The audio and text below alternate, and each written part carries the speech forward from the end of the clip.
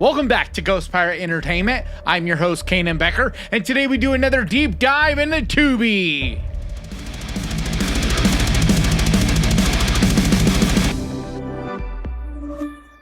And let's get to the list.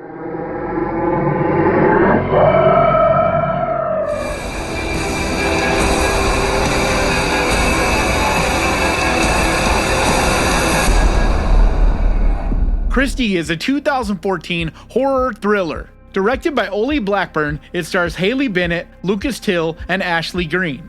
When a college girl who is alone on campus over the Thanksgiving break is targeted by a group of outcasts, so she must conquer her deepest fears to outwit them and fight back. Overnight, police in Oregon announced they found the 21-year-old's body on...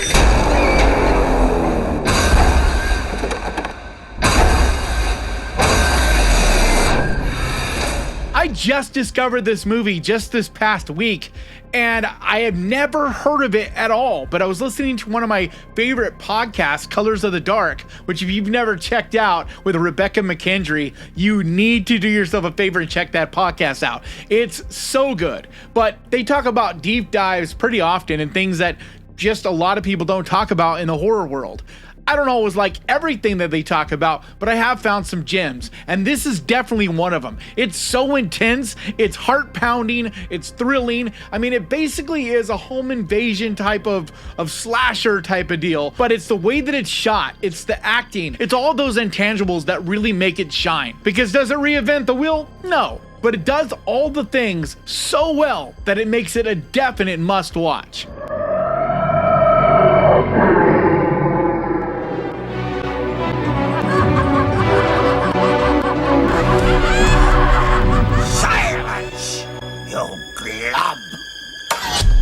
The City of Lost Children is a 1995 French sci-fi fantasy thriller, directed by Marc Caro and Jean-Pierre Jeunet. It stars Daniel Immelfork, Ron Perlman, and Judith Vitette.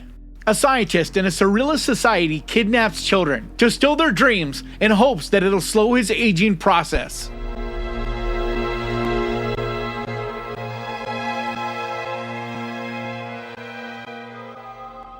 This is a very borderline horror movie. It's not exactly horror, but it's so creepy and disturbing and uncomfortable. Just the way it's shot, the lighting, the acting, everybody has this real surrealist vibe about them, and it just gives me the willies. And it's just always made me feel so dirty and uncomfortable. But it's incredibly well shot. The cast is phenomenal.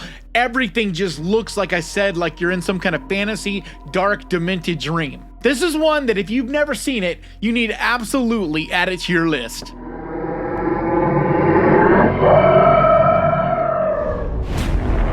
I want you to help me. I won't abandon you.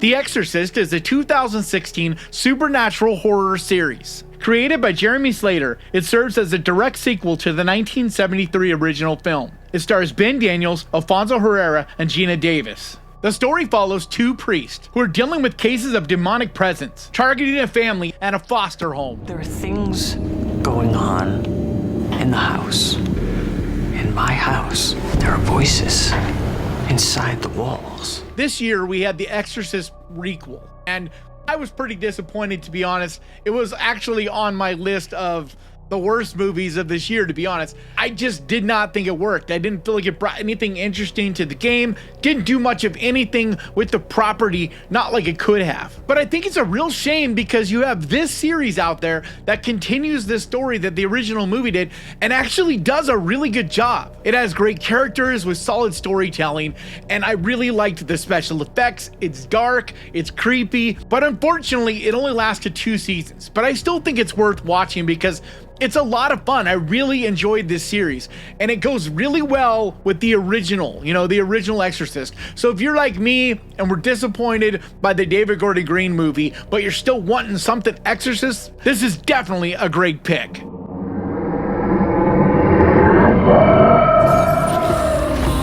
want to be sheriff? How about we start acting like one? Little Red Riding Hood. The Wolf of Snow Hollow is a 2020 black comedy horror movie. Written, directed, and starring Jim Cummings. It also stars Riki Lindholm, Chloe East, and Robert Forrester in his final performance. The plot's about a stressed out police officer that struggles to not give in to the paranoia that grips his small mountain town, as the bodies turn up after each full moon. It's a wolf.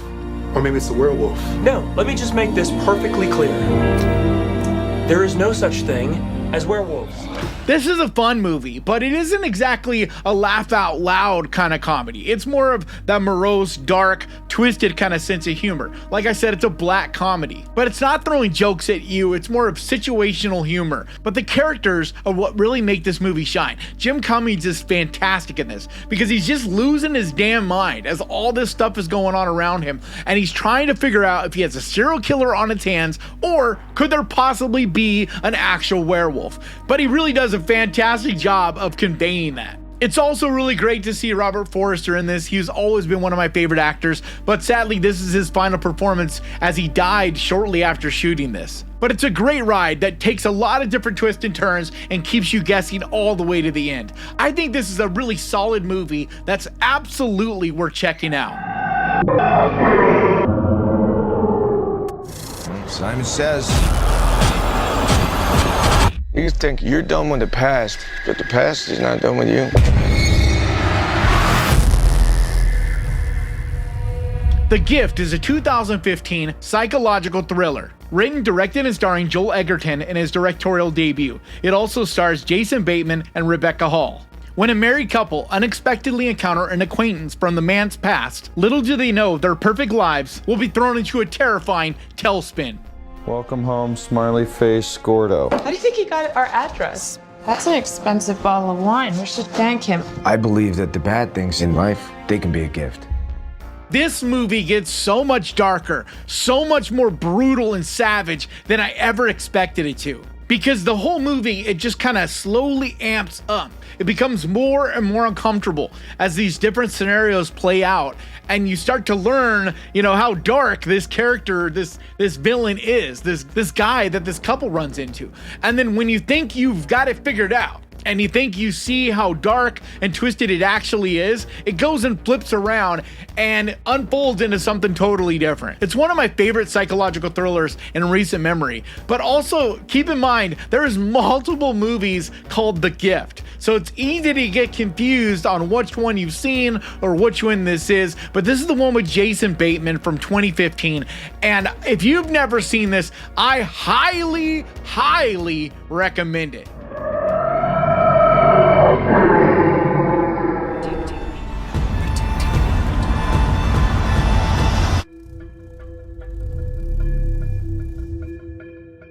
A Dark Song is a 2016 Irish-British horror drama.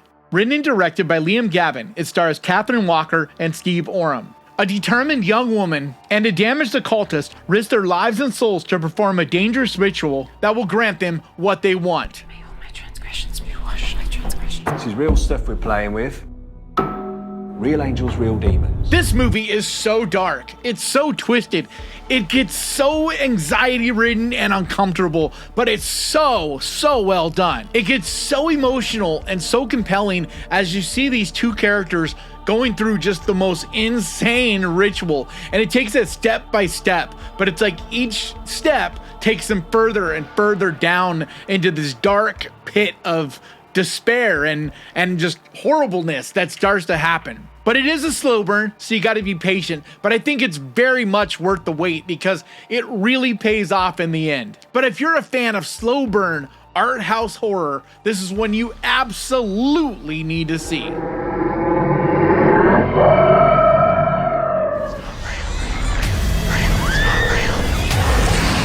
This isn't the end. The Void is a 2016 Canadian Lovecraftian horror movie, written and directed by Stephen Konstanski and Jeremy Gillespie. It stars Aaron Poole, Catherine Monroe, and Ellen Wong. Shortly after delivering a patient to an understaffed hospital, a police officer experiences strange and violent occurrences, seemingly linked to a group of mysterious hooded figures.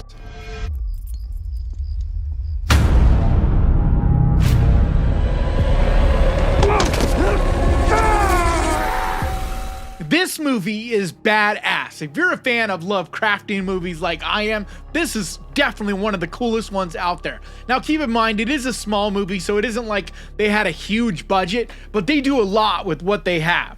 And it does lose a little bit of steam towards the end, but there are plenty of just horrific scenes, uncomfortable, just wild, grotesque imagery. It's just really, really cool, and there just isn't enough Lovecraftian movies like this out there. I've been wishing for years now that they would make a sequel to this, or that they would do something else along the lines of this at least, because there just isn't enough. I don't understand why there's not more, Lovecraftian type of cosmic horror movies like this, because it's one of the most disturbing subgenres, I think, in horror. So is this movie perfect? No, but if you're a fan of occult, Lovecraftian, cosmic horror movies, this is one you have to see.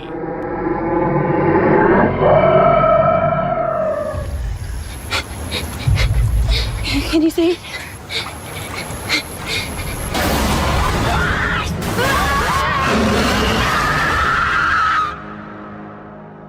Blackwater is a 2007 Australian horror movie, written and directed by Andrew Trocchi and David Nerlich. It stars Diana Glynn, Maeve Dermody, and Andy Radarita. The story's based on true events about a boat tour in northern Australia that turns into a fight for survival when a group of people are attacked by a ferocious saltwater crocodile. What was that?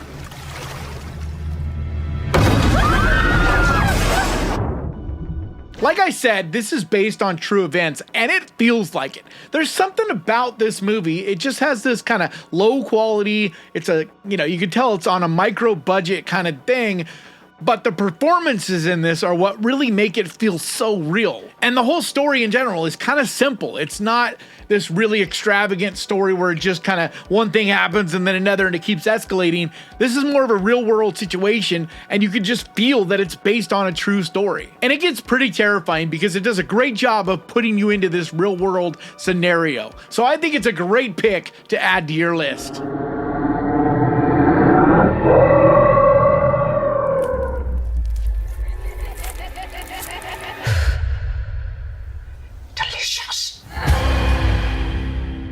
Gretel and Hansel is a 2020 dark fantasy horror movie, directed by Oz Perkins with a screenplay by Rob Hayes. It stars Sophia Lillis, Sam Leakey, and Alice Krieg. A long time ago in a fairy tale countryside, a young girl leads her little brother into a dark wood in desperate search for food, only to stumble across a nexus of terrifying evil. Look! It smells of cake! I've been in love with this movie ever since it was released. Unfortunately, it really kind of flew under the radar because of the whole pandemic situation. It was in theaters, but only for like a brief moment, and just never really got the love that I think it deserved. But I just love the look and style of this movie more than anything, because it tells the story of Hansel and Gretel, but in kind of a unique way. It's not exactly the story that we've grown up with. It's a little darker, a little more closer to the original writing of the story. But in general, it does take a few twists and turns and does have some surprises that you're not going to expect. But the visuals, the mood, and atmosphere of this are what really make it so special. And I think Alice Krieg as the evil witch is just amazing. She's horrific, terrifying, just the way she looks in general, it's phenomenal. She just absolutely slays this role. So I know a lot of you out there have seen this, but I think it's a great rewatch. But if you've never seen it, by all means, do yourself a favor and check this one out.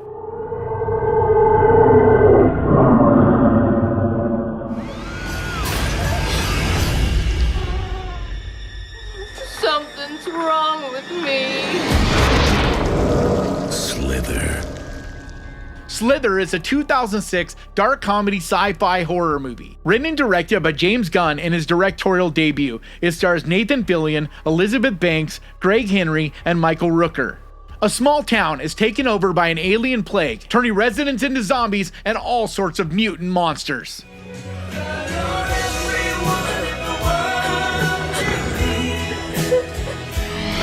So for the last pick on this list, I always like to throw one in that's just fun, that's just silly, not one to take serious, not one that I would consider scary, but just a great time. And this one is that as much as anything out there, because it's silly, it's over the top, it gets extremely gross and sticky, icky, but man, oh man, do I have a blast with this movie. I just really enjoy James Gunn's humor ever since his beginnings with this movie. I love what he's done with the Guardian of the Galaxy movies. To me, those are by far the best of all the Marvel movies. Every one of them has just been a great time. But just in general, his sense of humor, the way he attacks things in this adult way, like there's a fun-loving element to it, but it's also really R-rated. And I love that. I think that we need more of that. And he just had it from the very beginning. But this movie is definitely not one to take serious at all. It's just a goofy, silly, campy good time. So do yourself a favor this weekend, pick one of the movies off of this list,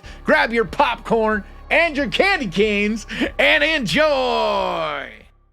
And that's gonna do it for me today. Thank you so much for checking this out. If you enjoyed this, do me a favor, hit the subscribe button and ding that little bell, because that is the best way to keep track of this channel. And when I post videos like this, and I post videos like this every single week, I also want to give a huge, massive, enormous thank you to the Ghost Pirate crew, to you guys over on Patreon, and to the channel members over here. You guys absolutely mean the world to me. And if you would like to help support this channel over on Patreon, there's a link down in the description. Or if you want to become a channel member and help support the channel that way, there's a button right down there that says join. But like always, thank you so much for watching. Please crush that like button, and remember guys, horror can be fun! And if you enjoyed this, click right here to watch me list the 10 most shocking horror movie moments of 2023. And I'll see you guys next time!